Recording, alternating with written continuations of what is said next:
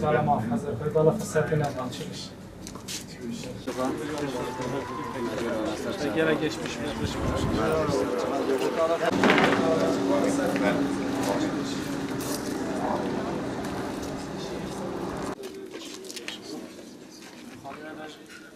Valla خالی میخوره زخم ضرور جمعش کسا به یابو توش her taraf tutmuş. tekrar alıyor ya.